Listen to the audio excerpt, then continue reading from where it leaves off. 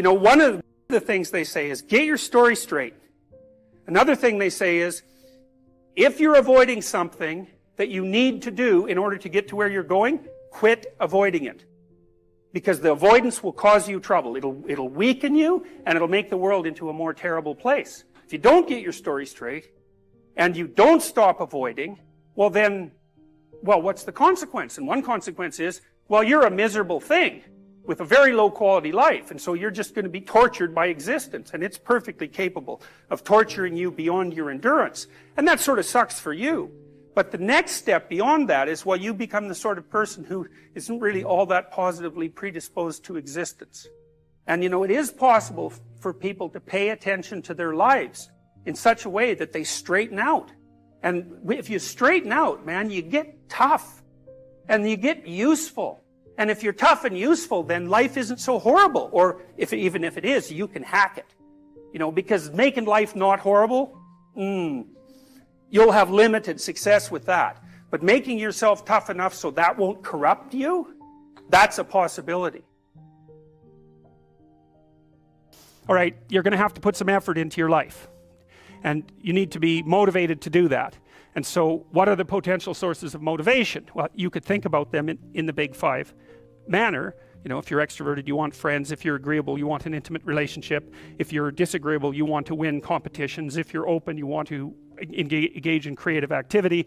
If you're high in neuroticism, you want security. Okay, so those are all sources of potential motivation that you could draw on, that you could tailor to your own, you know, your own personality. But then there are dimensions that you want to consider your life across. And so we ask people about, well, you know, if you could have your life the way you wanted it in 3 to 5 years, if you were taking care of yourself properly, you know, what would you want from your friendships? What would you want from your intimate relationship? How would you like to structure your family? What do you want for your career? Well, how are you going to use your time outside of your job? And how are you going to regulate your mental and physical health, and maybe also your drug and alcohol use? Because that's a good place to auger down, you know, because alcoholism, for example, wipes out, you know, 5 to 10% of people. So you want to keep that under control.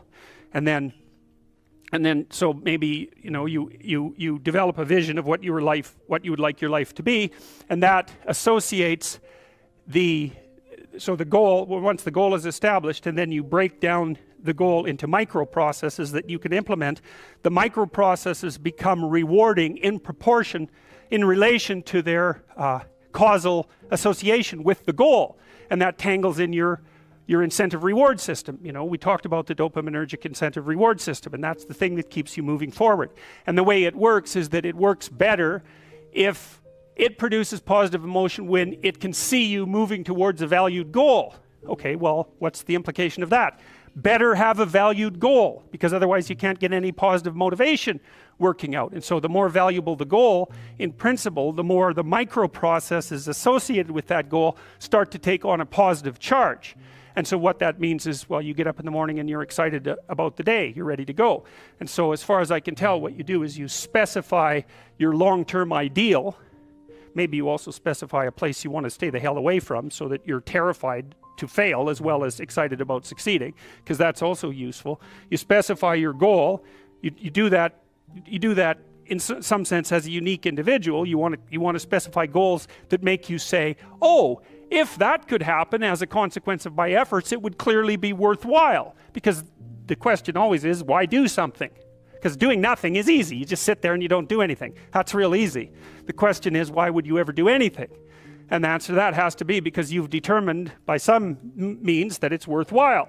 And then the next question might be, well, where should you look for worthwhile things? And one would be, well, you could consult your own temperament.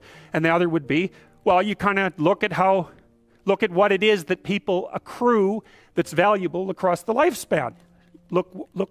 So you do a structural analysis of the subcomponents of human existence, and I already did that. You need a family, you need friends. Like, you don't need to have all these things, but you better have most of them.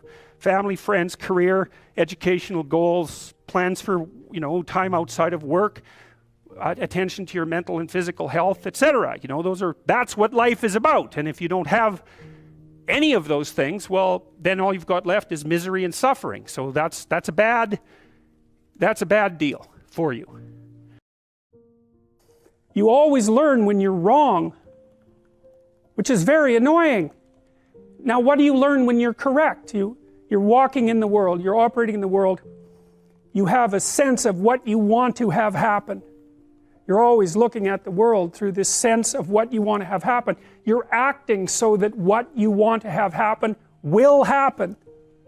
And when it happens, well, then you're happy because, well, first of all, you get what you want, and that's good, maybe, depending on what you want. But it's also good because if you get what you want when you act, then it turns out that your model of how to act is valid, right?